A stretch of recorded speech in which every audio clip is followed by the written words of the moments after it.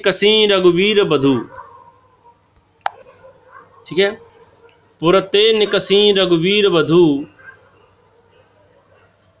धर धीर दये मग में डगद्वय, ठीक है। ये फर्स्ट लाइन है। पुरते निकसी रघुवीर बधू, धर धीर दये मग में डगद्वय, जल की भरे भाल कनी जल की पुट, सुख गए अधराधर वे, ठीक है। फिर बूझते हैं चलनो अब केतिक, पर्ण कुटी करे हौक तो है, तिय की लखी आतुरता पिय की, अखियात चार चली जल चुए। तो इनका अर्थ देखते हैं। देखिए बहुत सुंदर अर्थ है। पुरते निकसी रघुवीर बधू, पुर माने होता है महल और पुर माने नगर, ठीक है, दोनों ही होते हैं। तो पुर ते यानी पुर से निकसी निकली, रघुवीर बधू, रघुवीर कहते हैं भगवान श्री राम के लिए प्रयुक्त हुआ है शब्द, ठीक है। और धर धीर, धर धीर, धैर्य माने धारण करना और धीर माने धैर्य। दये मग, मग में रास्ता, रास्ते दो डग दो, दो पैर रखे, ठीक है। तो यहां तुलसीदास जी ने इसमें देखिए संदर्भ प्रसंग अर्थ, संदर्भ प्रसंग व्याख्या और साथ में आपके काव्य सौंदर्य भी लेके चलूंगा मैं और शब्दों का अर्थ ही बताऊंगा मैं। तो पहले इसकी व्याख्या समझते हैं। और साथियों एक बात और बताऊंगा बच्चों कि आप लाइक सब्सक्राइब अवश्य किया करें, जिससे आपको तुरंत नोटिफिकेशन मिलता है, तुरंत आपको वीडियो मिलता है, आपको कहीं किसी के देखने की आवश्यकता नहीं है। और मेरे और भी वीडियो आपको मिलेंगे जनरल नॉलेज से और हेल्थ के, वो भी आपको मिलते रहेंगे। इसलिए इसे लाइक शेयर सब्सक्राइब जरूर करें और अपने साथियों में शेयर भी करें आप इसे, जिससे उनका भी लाभ हो। तो समझते हैं अर्थ को कि ये मैंने इसलिए बोल दिया कि फिर भावनाओं में आप खो जाते हैं, भूल जाते हैं, है ना। बहुत से लोग मुझे प्यार दे रहे हैं, मेरी पढ़ाई को सम्मान दे रहे हैं और बड़े ध्यान सुनते हैं, पूरा वीडियो देखते हैं और मुझे बड़ा अच्छा लगता है। बहुतों में मुझे कमेंट्स भी मिल रहे हैं, तो कमेंट आप जरूर किया करें। आपको जैसा भी लगे, अच्छा लगे खराब लगे, कमेंट अवश्य करें, तो उससे मुझे पता चलता है, ठीक है। आप मेरे लिए मेरा दर्पण बन सकते हैं, तो आप बनना चाहेंगे तो आपके लिए आपका स्वागत है। Thank you. अर्थ देखते हैं, व्याख्या। तुलसीदास जी कहते हैं कि भगवान श्री राम, प्रभु श्री राम भाई लक्ष्मण और अपनी सुकोमल प्रिया पत्नी के साथ महल से निकले, ठीक है। महल से निकले तो उन्होंने बहुत ही धैर्य धारण करके, यानी धैर्य से मार्ग में 2 कदम रखे, ठीक है, मार्ग में 2 कदम रखे। आगे देखते हैं। झलकी भले भरे भाल कनी जल की, झलकी माने झलक पड़ी, भाल कनी, भाल माने मस्तक और कनी कहते हैं कण, कनी माने कण, इसमें आया कनी, कनी माने होता कण, भाल माने मस्तक, ठीक है। झलकी भरे भाल कनी जल की, जल माने जल की बूंदे, है ना, पसीना, वहां जल तो है नहीं, जल क्या है, पसीना आया हुआ, तो पसीने की बूंद है। तो पुट, पुट कहते हैं कोमल, पुट कहते हैं कोमल, सुख गए, सुख गए अधराधर वे, सूख गए अधराधर यानी होठ, यानी तुलसीदास जी कहते हैं कि जब प्रभु श्री राम भाई लक्ष्मण और अपनी सुकोमल प्रिया पत्नी के साथ जब अयोध्या से निकले या महल से निकले, तो उन्होंने बहुत ही धैर्य धारण करके मार्ग में 2 कदम रखे और जैसे सीता जी थोड़ी दूर चली कि उनके माथे पर पसीने बूंदे छलक आई या पसीने बूंदे आ गई और उनके जो कोमल होठ हैं वो मान लो पूरी तरह से सूख गए या बुरी तरह से सूख गए, है ना। और क्या है आगे कि फिर बूझते हैं चलनो अब कित, बूझत माने पूछती हैं कि अब कितना और चलना है, हे स्वामी कितना और चलना है। पर्ण कुटी, पत्तों की कुटी अब कहाँ बनाएंगे, हमारी जो पत्तों की कुटिया बनेगी या हमारा निवास स्थान बनेगा या हमारी झोपड़ी बनेगी, वो कहाँ बनाएंगे, ऐसे सीता जी ने पूछा। तो तिय की लखी आतुरता पिय की, तिय, तिय कहते हैं पत्नी को, है ना। तो तिय की लखी आतुरता पिय की, तो जब तिय माने स्त्री की, लख आतुरता, लख माने देखकर, लख माने देखना। तो क्या कहते हैं तुलसीदास जी, भगवान श्री राम जी ने माता जानकी अतः अपनी पत्नी की इस दशा को, वह व्याकुलता को देखा तो उनकी आंखों से क्या हुआ कि अखियां अत्याचार चली जल चुए। उनके आंखों से, प्रभु श्री राम की आंखों से अश्रुधारा प्रवाहित होने लगी। उनके हृदय में आने लगा कि राजमहल का सुख भोगने वाली जो मेरी पत्नी है, आज उन्हें मार्ग में चलना पड़ रहा है, जंगल में जाना पड़ रहा है, वन में जाना पड़ रहा है ना। तो इसको देख करके वो क्या कहते हैं कि राजमहल का सुख भोगने वाली अपनी पत्नी की दशा को देख करके, ऐसी स्थिति देख करके वे क्या हो गए, द्रवीभूत हो गए, यानी द्रवित हो गए। प्रश्न संदर्भ मैंने बता दिया आपको। प्रस्तुत पद्य खंड हमारी पाठ्य पुस्तक के काव्य खंड के वनपथ पर नामक शीर्षक से अवतरित है या उद्धृत है। यह कवि गोस्वामी तुलसीदास द्वारा रचित कवितावली के अयोध्या कांड से लिया गया है। ठीक है। प्रसंग क्या है? प्रस्तुत पद्यांश में श्री राम, माता जानकी और भाई लक्ष्मण के साथ वन में जा रहे हैं और सुकोमल शरीर, सुंदर शरीर वाली सीता जी यानी माता जानकी जब थक जाती हैं तो उनकी व्याकुलता का बहुत ही सुंदर चित्रण, सुंदर वर्णन तुलसीदास जी ने यहाँ किया है। ठीक है। अब अगला देखते हैं। और हाँ, और काव्य सुंदर की बात करें तो इसमें देख भाषा ब्रज है। भाषा कौन सी है? भाषा ब्रज है इसमें। ठीक है। और भाषा ब्रज है, रस श्रृंगार है। ठीक है, श्रृंगार रस है। और छंद सवैया है। ठीक है। और शैली चित्रात्मक और मुक्तक है। अनुप्रास अलंकार भी है इसमें। ठीक है। अब आगे देखते हैं क्या है कि जल को गए हैं लखन है लड़का परखों पिय छां घरी है ठाड़े पहुँच पसेऊ बयार करो जल और पाए परखियों भूभर डाड़े। जल को गए हैं लखन है लड़का परखों पिय छां घरी है ठाड़े। ठीक है। और कि पहुँच पसेऊ बयार करो और पाए पखारे भूभर डाड़े। ठीक है। तुलसी रघुवीर सिया सम जान के बैठ विलंब नो कंट काड़े जानकी नाहक और नेह लख्यो पुलको तन बार बिलोचन बाड़े। बिलोचन कहते हैं नेत्रों को, है ना। पुलकायमान हो गया, तन माने शरीर, किने का? भगवान श्री राम का। लख्यो माने देखना, नेह माने स्नेह, नाह माने, नाह कहते हैं अपने स्वामी को। ठीक है। जानकी नाह, जानकी नाह, नाह माने स्वामी को कहते हैं, नाह कहते हैं अपने स्वामी को। ठीक है। तो यहाँ क्या है अर्थ देखते हैं कि जल को गए हैं लखन है लड़का, यानी तुलसीदास जी कहते हैं कि सीता जी जब चलते चलते थक जाती हैं और फिर उन्हें क्या होता है, उन्हें प्यास लगती है। तो प्यास लगती है तो सीता जी कहती हैं जल को गए हैं लखन है लड़का, यानी लखन लक्ष्मण जी, लड़का। और लड़का शब्द है देखने में, लड़का यानी हमारे यहाँ कहते हैं लड़का यानी किसी विवाह से लड़कों से कहते हैं, लेकिन यहाँ अर्थ है लेने के लिए। लड़का माने लेने के लिए। ठीक है। परिखों का मतलब होता है प्रतीक्षा करना। परिखों का अर्थ क्या होता है? प्रतीक्षा करना। ठीक है। तो क्या कहते हैं तुलसीदास जी के लक्ष्मण जी उनके लिए जल लेने गए हैं, तब सीता जी भगवान श्री राम से कहती हैं, प्रभु श्री राम से कहती हैं कि जब तक लक्ष्मण नहीं आते तब तक हम घड़ी भर यानी कुछ देर के लिए घरीक वह ठाड़े, यानी कुछ समय के लिए हम खड़े होकर के उनकी क्या कर लेते हैं, प्रतीक्षा कर लेते हैं या विश्राम कर लेते हैं। ठीक है।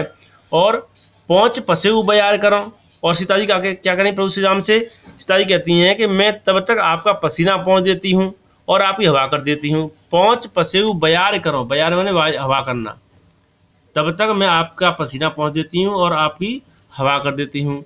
और पाए पखारे भूर डाड़े, और आपके पैर धूल मिट्टी में गर्म हो गए हैं तो मैं आपके पैरों को भी धो देती हूँ। ऐसे सीता जी उनसे कह रही हैं प्रभु श्री राम जी से। जब तक लक्ष्मण जी आते हैं, भैया लक्ष्मण पानी लेके आते हैं, तब तक मैं आपके कुछ देर हम खड़े हो लेते हैं और आपका मैं पसीना पहुँच देती हूँ, हवा कर देती हूँ, और आपके पैर धूप में बालू में तप गए हैं, गर्म हो गए हैं, तो मैं आपके पैरों को भी धो देती हूँ। ऐसे सीता जी कहती हैं। ठीक है।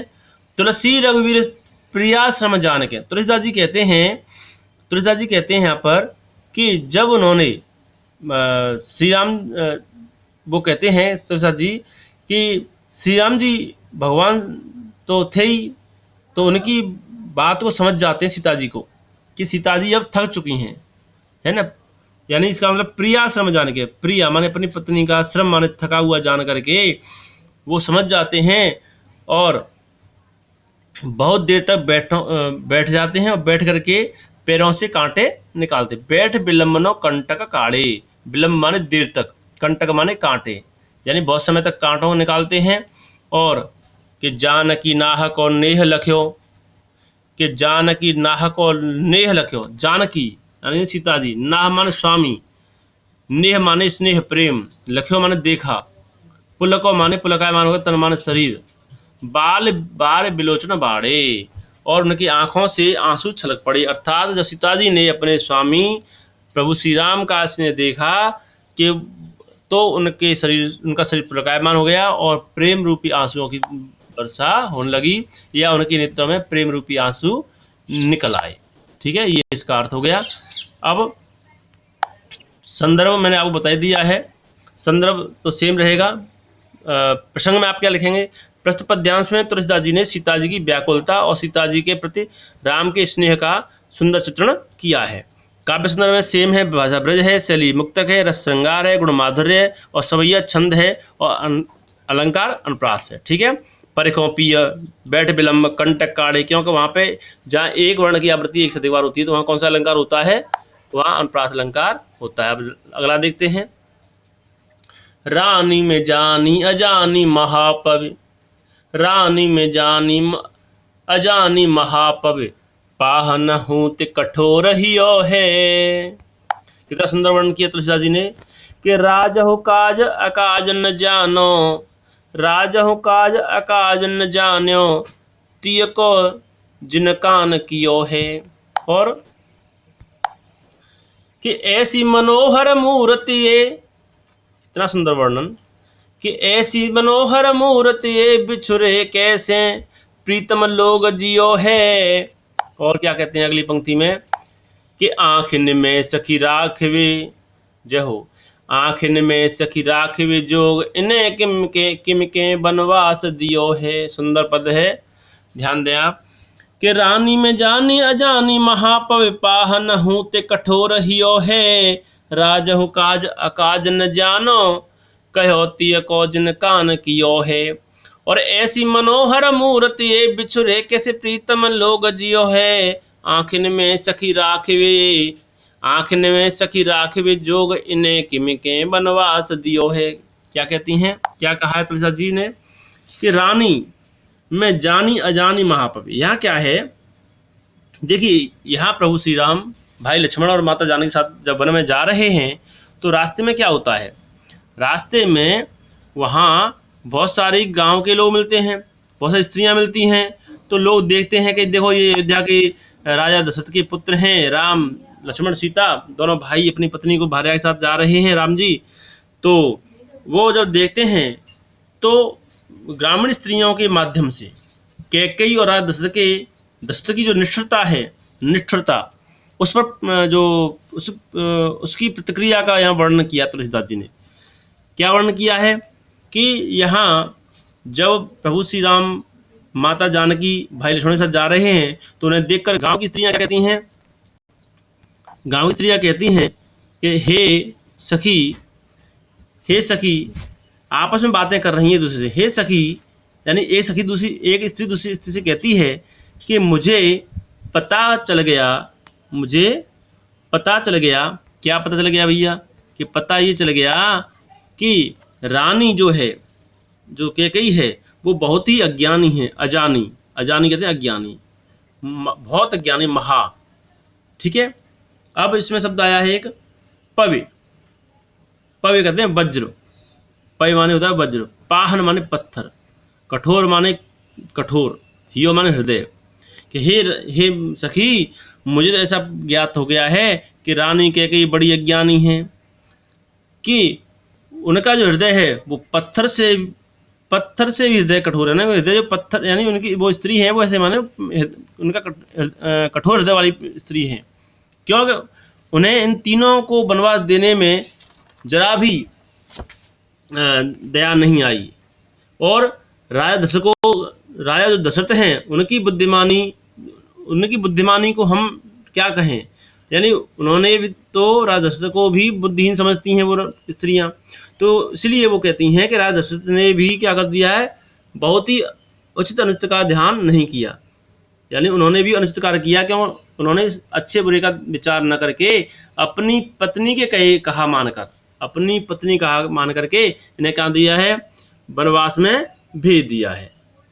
ठीक है, इसी बात की वो चर्चा कर रही हैं कि ऐसी मनोहर मूर्त, ऐसी सुंदर, इतनी सुंदर जो इनकी मनोहर और सुंदर मूर्ति है, छवि है, इनसे बिछुड़कर इनके जो प्रियजन हैं, प्रीतम लोग जियो है, इनसे जो इनके जो अपने हैं, जो प्रिय हैं, अपने हैं, उनसे वो इनसे बिछड़ के कैसे जीत रहेंगे। हे सखी, ये तीनों के तीनों तो आंखों में बसाने योग्य हैं।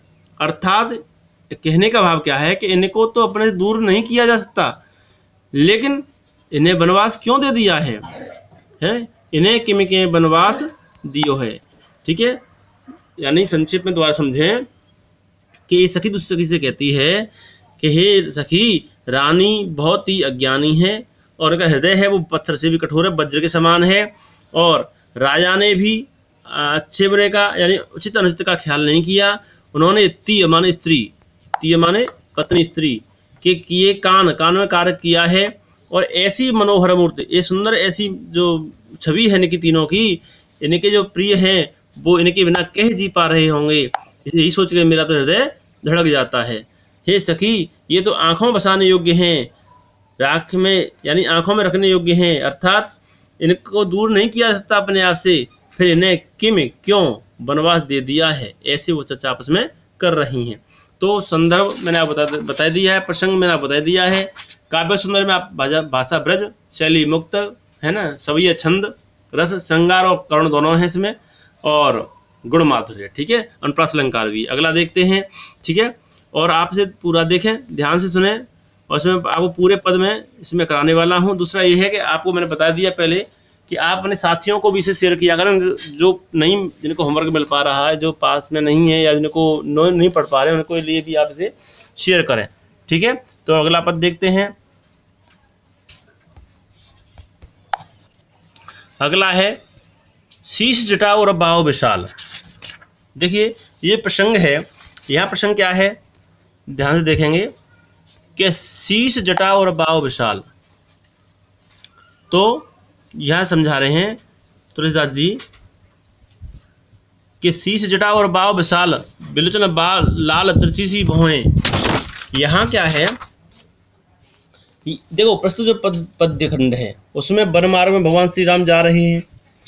अब जा रहे हैं तो श्री राम, माता जानकी, भाई लक्ष्मण को देख करके जो ग्रामीण स्त्रियां हैं जो गांव में जा रहे हैं, तो उत्साहवश, यानी उत्सुकता है उनके अंदर, उत्साह भी है, तो उत्साह के कारण वे आपस में प्रश्न पूछती हैं और वे जानना चाहती हैं कि आपस में हास प्रयास भी करती हैं, और वो सीता जी से पूछ रही हैं, सीता जी से इशारा करके पूछती हैं कि हे सखी, ये जो आपके साथ में जा रहे हैं ये कौन कौन हैं, और प्रभु श्री राम की तरफ इशारा भी करती हैं, है ना। तो उसी का वर्णन है कि शीश जटा और बाहु विशाल। सीता जी से पूछती हैं कि जिनके सिर पर जटाएं हैं और भुजाएं, जिनकी भुजा और जो विशाल हैं, और मन हृदय, बाहु माने भुजा और माने हृदय, अतः हृदय माने वक्षस्थल, अर्थात वो पूछती हैं कि हे सखी, जिनकी लंबी लंबी भुजाएं हैं और जगह वक्षस्थल बहुत ही बड़ा या विशाल है, और लाल लाल नेत्र हैं, और जिनकी भौहें हैं तिरछी हैं, और तून सरासन बाण धरे, है ना, तून सरासन बाण धरे, तुलसी वन मार्ग में सुट सो है। यानी हे सखी, तुलसीदास जी कहते हैं कि जो जिनके तरकस बाण और धनुष धारण कर रखे हैं, जिन्होंने तरकस बाण और धनुष धारण कर रखे हैं, है ना, और जो वन मार्ग बहुत ही सुंदर लग रहे हैं, बहुत ही सुशोभित हो रहे हैं। और आगे क्या कहते हैं कि वन मार्ग में सुठ सो हैं, और जो वन मार्ग बहुत ही सुंदर लग रहे हैं। वन मार्ग में सुठ कहते हैं, सुठ सुठ कहते हैं सुंदर, बहुत, है ना। सुठ माने अच्छी तरह, अच्छी तरह यानी बहुत ही सुंदर लग रहे हैं। और क्या कहती हैं आगे कि सादर बारह बार सुभाए चिते तुम तो हमारो मन मोह, तुम त्यों हमारो मन मोह। क्या कहती हैं कि हे सखी, बार बार आदरपूर्व और प्रेम चित्त से तुम्हारी ओर देखते हैं। उनका यह सुंदर जो है, इनकी सुंदरता है, वो हमारे मन को मोहित कर रहा है। तो जब ऐसे वो पूछती हैं तो पूछत ग्राम बधु सियसों कहो सामरे से सखी रावरे को हैं। अर्थात तब ये जो सखी वो स्त्रियां पूछती हैं, हे सखी ये सामले, अतः प्रभु श्री राम के बारे में इशारा करती हैं, ये मनमोहक छवि वाले तुम्हारे कौन हैं, ये तुम्हारे क्या लगते हैं, ऐसे वो पूछती हैं, यानी गांव की स्त्रियां। ठीक है, दोबारा फिर सुन लें इसकी जो व्याख्या कैसे लिखेंगे। यानी आपको सिर्फ लिखना है, तुलसीदास जी कहते हैं कि गांव की स्त्रियां सीता जी से पूछती हैं कि जिनके सिर पर जटाएं हैं, भुजाएं, और जिनके जो सीना है यानी वक्षस्थल है वो विशाल है, नेत्र लाल हैं, भौहें तिरछी हैं, जिन्होंने तरकस बाण और धनुष धारण कर रखे हैं, और इस वन मार्ग में बहुत ही सुंदर लग रहे हैं, सुंदर छवि है और ना सुशोभित हो रहे हैं। बार बार आदर और प्रेमपूर्ण चित्त से आपकी ओर देखते हैं। उनका यह सौंदर्य, उनकी सुंदरता, उनकी छवि हम जो है वो हमारे मन को मोहित कर रही है। तो हे वो ग्रामीण स्त्रियां सीता से प्रश्न पूछती हैं कि हे सखी ये सांवले, अर्थात भगवान श्री राम के बारे में पूछती हैं, सांवले ये मनमोहक छवि वाले तुम्हारे कौन हैं, ये तुम्हारे क्या लगते हैं, ये है। ठीक है, तो इसका संदर्भ प्रसंग संदर्भ होगा, संदर्भ सेम रहेगा। कुछ शीश माने कहते हैं सर, और वक्षस्थल माने बता दिया आपको, और माने वक्षस्थल, और भुजाएं माने बाहु माने भुजाएं। ठीक है, ये मैंने आपको शब्द बता दिया आपको। और इसमें कुछ आए हैं जैसे कि तिरछी, तून तून माने तरकस, तून माने तरकस, बाण माने तीर या बाण, सरासन माने धनुष, सुठ माने अच्छी तरह, है ना, शोभाए माने सो तो रहे, रावरे माने तुम्हारे, और 12 बार माने बार बार। ठीक है, ये आप जैसे आप रावरे हैं, रावरे माने तुम्हारे। ठीक है, और विलोचन नेत्रों कहते हैं, तिरछी माने तिरछे, सुभाए माने सुंदर, 12 बार माने बार बार, है ना, और तुम, और पूछते ग्राम बधु माने गांव की स्त्रियां। ठीक है, तो ये कठिन शब्द हैं। अब देखो अगला देखते हैं, और इसका हाँ काव्य सौंदर्य बात करें तो ब्रज भाषा, ब्रज है, गुण माधुर्य है, रस श्रृंगार है, छंद सवैया है, और अनुप्रास अलंकार तो इसमें है ही। बाहु विशाल, वृचन लाल, सरासन बाण, सादर बार, रावर सखी। ठीक है, अब अगला देखते हैं, लास्ट है ये, और इसको देखते हैं कि सुन सुंदर बेन सुधारत साने, सुन सुंदर बेन सुधारत साने, सयानी है जानकी जानी भली, तिरछी करने न दसे नत्य ने, समझाए कछु मुस्काई चली। तुलसी ते अवसर सोहे सवे, अल्वलोकत लोचन लाहो अली, अनुराग लाग में भान उदय बेगसी मानो मंजुल कंजकली। क्या सुंदर वर्णन किया है कि सुन सुंदर बेन, बेन माने वाणी यानी वचन। ठीक है, सुन सुंदर बेन, बेन माने वाणी, सुंदर माने सुंदर, सुन माने सुनकर, सुधारस, सुधारस माने साने यानी अमृत में माने सने हुए, सयानी माने, सयानी कहते हैं चतुर को, चतुर, जानकी जानी भली, जान सीता जी है ना, उन्होंने भली प्रकार जान लिया, ये अनुभव कर लिया। ठीक है, तो समझ गई, मतलब जानकी जानी भली। तिरछे, तिरछे करेंगे नैन मान नेत्र, है ना, और सेन दत्त ने इशारा करना, है ना, सेन माने संकेत है, इशारा। ठीक है, समझाए दिया, कछु मुस्काए, मुस्का के चल दी, अवसर माने अवसर, तेई अवसर, उसी अवसर, अवलोकत देखना, लोचन लाह अली। अब देखिए इसमें कठिन शब्द नहीं है, अली कहते हैं सखी को, लाह मान लाभ कहते हैं। ठीक है, और अनुराग तड़ाग, तड़ाग माने तालाब, अनुराग माने प्रेम रूपी तालाब। ठीक है, प्रेम के तालाब में से मान लो, भानु उदय माने सूर्य, भानु माने सूर्य, उदय माने उदय होना। विगसी, विगसी माने विकसित हुई, विगसी माने विकसित होना। भानु माने सूर्य, उदय माने उदय होना। ठीक है। मनु माने मानो, मनु मानो जन्म जानो, आपने मैंने आपको बताया था पेश अलंकार है ना। तो कंजकली, कंजकली कहते हैं कमल की कलियां। ठीक है। सुंदर, मंजुल माने सुंदर, मंजुल माने सुंदर, कंजकली माने कलियां। तो ये सारे अर्थ हो गए। अब समझते हैं प्रसंग। प्रसंग क्या है? प्रसंग है कि यहाँ पर जो गांव की स्त्रियां हैं, है ना, उन्होंने सीता जी से श्री राम के विषय में और जानने का प्रयास किया, और इस पर जो सीता जी हैं वो उन्हें संकेत के माध्यम से प्रभु श्री राम के बारे में सब बता देती हैं। क्या बता देती हैं? तो ललिता जी कहते हैं कि जब ग्रामीण स्त्रियों ने सीता जी से प्रभु श्री राम के बारे में पूछा, ठीक है, तो सुधारस साने अमृत रूपी मधुरवाणी में पूछा, तो वो बताते हैं अमृत रूपी वाणी में।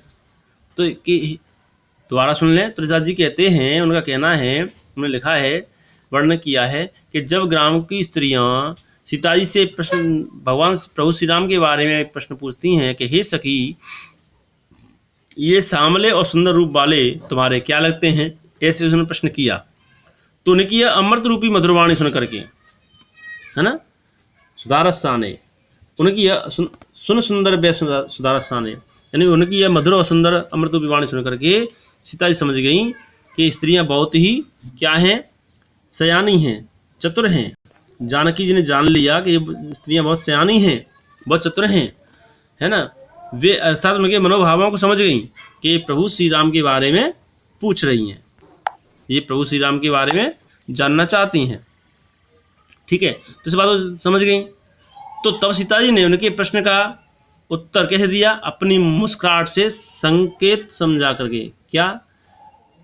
मुस्काई चली, मुस्कुरा करके समझा दिया। तेन नैनद से न चली, यानी इशारे में समझा दिया। क्या समझा दिया? तुलसी, यानी उन्होंने समझा दिया, सीता जी ने, उन्हें मतलब बोलने की अवस्था नहीं हुई, है ना, बोलने की अवस्था महसूस नहीं हुई, और उन्होंने इशारों में समझा दिया, तिरछा करके। क्या? यानी तुलसीदास जी कहते हैं कि उन्होंने संकेत द्वारा समझा दिया कि ये मेरे पति हैं, और अपने नेत्रों को तिरछा करके मुस्कुराती हुई आगे बढ़ गई, अर्थात उन्हें कुछ कहने की आवश्यकता नहीं पड़ी। आगे दो पंक्तियां हैं, इनमें क्या है? तुलसीदास जी कहते हैं कि उस समय वह स्त्रियां श्री राम की सुंदरता को क्या कर रही थी? अवलोकते, देख रही थी। कैसे? एकटक होकर के। ठीक है। अवलोकन कर रही थी, देख रही थी, और कहने का मतलब क्या है, वो आनंद ले रही थी, अर्थात उन्हें उनके सौंदर्य को देख करके मानो अपने जीवन को लाभ ले रही हैं अपने जीवन का। अर्थात ऐसा तुलसीदास ने वर्णन किया है कि उनके सौंदर्य को देखकर अपने जीवन को धन्य मानती हैं वो। और उस समय ऐसा प्रतीत हो रहा था क्या कि मनो मंजुल, है ना, क्या मानती हैं कि मनोमंजुल, यानी उनको ऐसे लग रहा था गांव की स्त्रियों को देख करके मानो प्रेम रूपी सरोवर में, प्रेम रूपी तालाब में राम रूपी सूर्य का उदय हो गया है, और उन ग्रामीण स्त्रियों के जो नेत्र हैं, नेत्र रूपी कमल की सुंदर कलियां मानो खिल पड़ी हैं, यानी खिल गई हैं। कहने का भाव क्या है कि उनके नेत्रों ने अपने जीवन को सफल बना लिया, ऐसे तुलसीदास जी ने वर्णन किया है। ठीक है। तो ये दोबारा चाहे तो आप फिर सुन लें। देखिए व्याख्या में तुलसीदास जी कहते हैं कि जब ग्रामीण स्त्रियों ने सीता जी से श्री राम के बारे में पूछा कि ये हे सखी, ये सांवले और सुंदर रूप वाले तुम्हारे कौन लगते हैं, तो उनकी ऐसी सुंदर मधुर वाणी, अमृत रूपी वचनों को सुन करके सीता जी समझ गईं। क्या समझ गईं? कि स्त्रियां बहुत ही समझदार हैं, होशियार हैं, चतुर हैं। उनके मनोभावों को समझ करके वे प्रभु श्री राम के साथ मेरा क्या संबंध है, ऐसा वो समझ गईं। तो सीता जी ने उनके प्रश्नों का जो उत्तर अपनी मुस्कुराहट और संकेत से ही दे दिया, यानी नेत्रों से, तिरछे नेत्रों को करके ही दे दिया। उन्होंने अपनी मर्यादा का बहुत सुंदर रूप से पालन किया, और उन्हें संकेत द्वारा समझा दिया कि ये मेरे स्वामी हैं, मेरे पति हैं, और अपने नेत्रों को तिरछा करके मुस्कुराती हुई आगे बढ़ गई। कहने का मतलब क्या है कि उन्हें कुछ भी बोलने की आवश्यकता नहीं पड़ी। दूसरा, यहाँ तुलसीदास जी कहते हैं, दो पंक्तियां आगे जो दी हैं, क्या कहते हैं कि उस समय जो स्त्रियां थी ग्रामीण, उन्होंने भगवान श्री राम, प्रभु श्री राम की सुंदरता को एक लगातार देख रही थी, एकटक देख रही थी, अपलक देख रही थी, तो अपने नेत्रों को आनंद प्रदान करने लगी थी। कहने का भाव क्या है कि उनके सौंदर्य को देखकर अपने जीवन को धन्य मान रही थी, धन्य मानने लगी। उस समय ऐसा लग रहा था मानो प्रेम रूपी तालाब में, प्रेम रूपी सरोवर में राम रूपी सूर्य का उदय हो गया है, और उन ग्रामीण स्त्रियों के जो नेत्र रूपी कमल की सुंदर कलियां थी मानो खिल गई हों, अर्थात उनके जो नेत्र हैं उन्होंने अपने जीवन को सफल बना लिया। ठीक है, तो प्रसंग बता दिया मैंने आपको। अब इसमें आपको काव्य सौंदर्य की बात करें तो इसमें क्या है, काव्य सौंदर्य आपको ज़्यादा सिंपल लिखना है।